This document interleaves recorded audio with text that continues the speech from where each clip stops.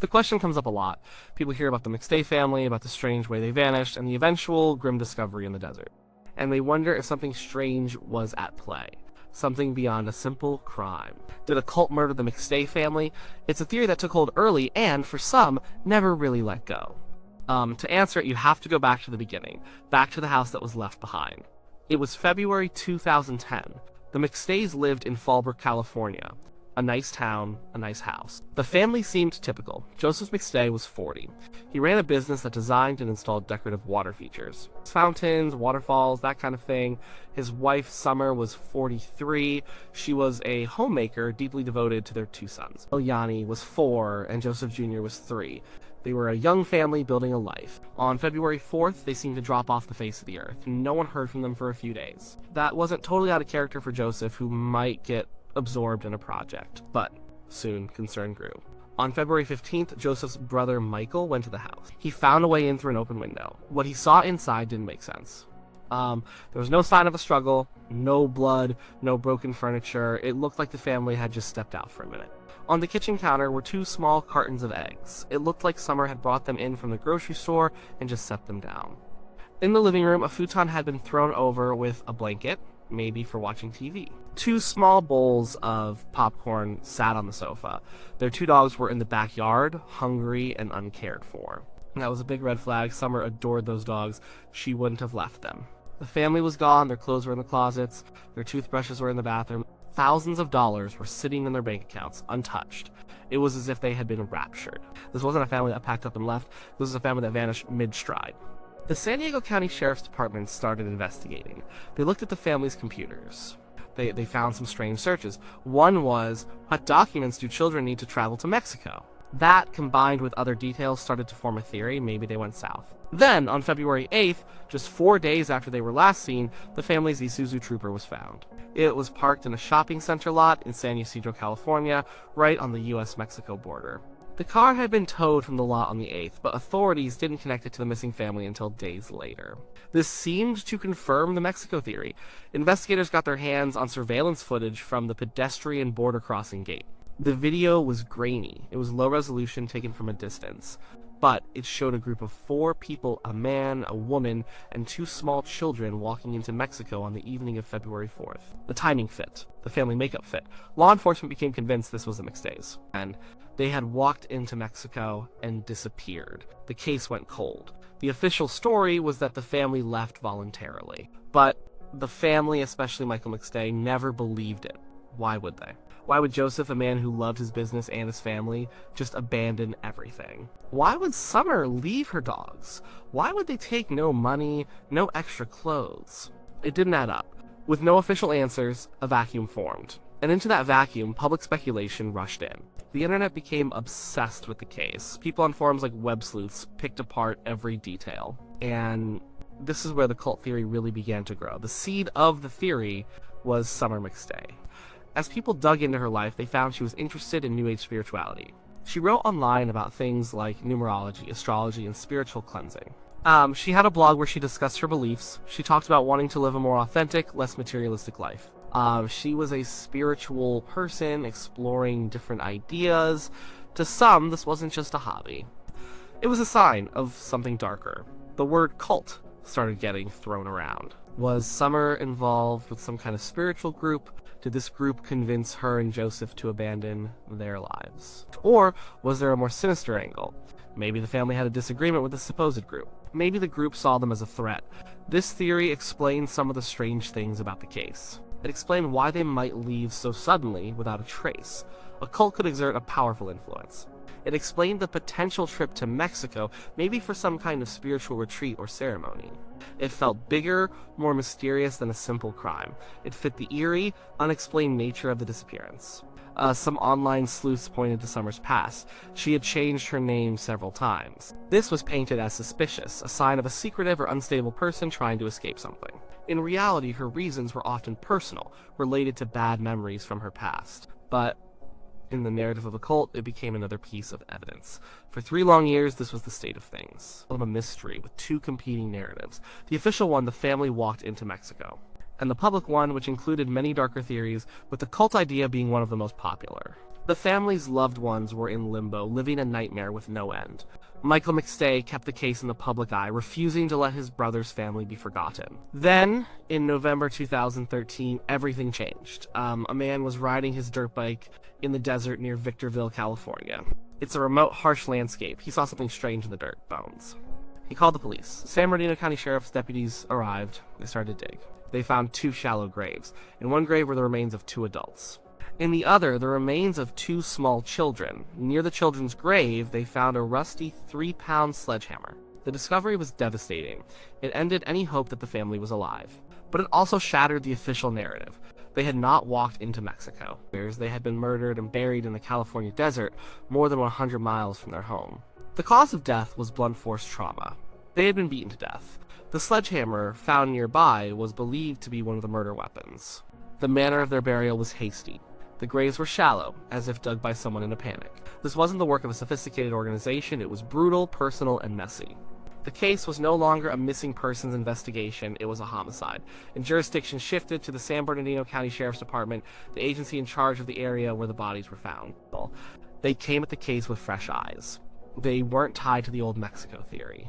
They started from scratch, and they started looking very closely at Joseph McStay's business dealings. Joseph's company, Earth Inspired Products, was successful. He had a key business associate, a man named Charles Chase Merritt. Merritt was a welder. He crafted the custom fountains that were the centerpiece of Joseph's business. The 2 men spoke on the phone constantly. Joseph depended on Merritt. By all accounts, Joseph trusted him. The new investigators looked at Merritt's life. He was a convicted felon. He had a history of theft and burglary. He also had a gambling problem and was deeply in debt. They started digging into the business financials, and they found something disturbing. In the days after the McStay family disappeared, checks were being written from Joseph's business account. The checks were made out to Chase Merritt. They were for thousands of dollars. The checks were cashed. Investigators pulled the digital records for the accounting software Joseph used, QuickBooks. They found that someone had accessed the account after Joseph was dead. They had backdated the checks to make it look like Joseph had written them before he vanished. And then they tried to delete the records. But investigators recovered them. The motive was suddenly clear. It wasn't spiritual, it was financial, it was greed. Then came the cell phone data. In 2010, cell tower tracking wasn't as precise as it is today, but it could place a phone in a general area. On February 4th, the day the family disappeared, Joseph's and Merritt's phones were in constant contact. Then Joseph's phone went silent. But in the days following, investigators tracked Chase Merritt's cell phone. His phone pinged off towers near where the family's Isuzu Trooper was abandoned at the border. More damningly, his phone pinged off cell towers in the remote desert area near Victorville on February 6th, 2 days after the murders, in the very area where the bodies would later be found. He had no reason to be there. And they tracked Joseph McStay's phone. After he was dead, his phone was still being used. Someone was calling people, checking voicemails, and that person's phone was pinging off the same towers at the same times as Chase Merritt's phone. Merritt was using Joseph's phone, trying to make it look like Joseph was still alive and well. The evidence was building. Investigators re-examined the family's Isuzu Trooper. This time they found DNA on the steering wheel and on the gear shift. It belonged to Chase Merritt. Merritt had claimed he hadn't been in the Trooper for weeks. The DNA proved he was lying. Almost exactly a year after the bodies were found, in November 2014, police arrested Chase Merritt. He was charged with 4 counts of murder. The man Joseph McStay had trusted, the man he worked with every day, was accused of slaughtering him, his wife, and his 2 little boys. The trial began in 2019. It was long and complex. The prosecution laid out its case piece by piece. They presented the financial evidence, the forged checks, the deleted QuickBooks entries, Merritt's desperate need for money. They presented the cell phone evidence, creating a digital map that put Merritt at the scene of the car's abandonment, and, most importantly, at the grave sites. They presented the DNA evidence, placing him inside the family's car. The prosecution's theory of the crime was straightforward and brutal. They argued that Merritt went to the McStay home on February 4th, likely to discuss money he owed Joseph or money he felt he was owed. The conversation turned violent. Merritt, they argued, used the sledgehammer to kill Joseph. Then he killed Summer when she intervened, and then to eliminate witnesses, he murdered the 2 little boys, Yanni and Joey. He then spent the next several days trying to cover his tracks. He drove the family's trooper to the border to stage the scene to create the illusion they had fled to Mexico. He used Joseph's phone to create a false trail, and he drove their bodies out to the desert and buried them in shallow graves. It was a crime of greed, followed by a clumsy, panicked cover-up.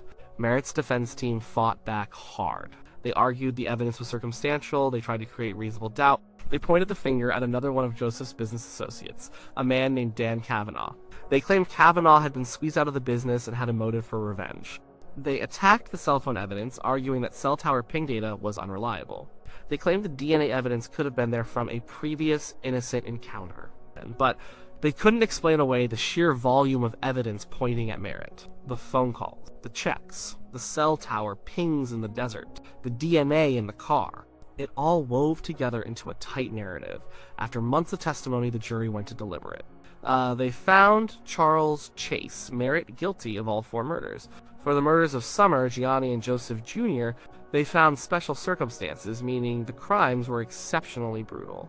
The jury recommended the death penalty. The judge agreed. Chase Merritt was sentenced to die for the murders of the McStay family. So now we can return to the original question. Did a cult murder the McStay family? The answer, based on all the evidence presented at trial, is no.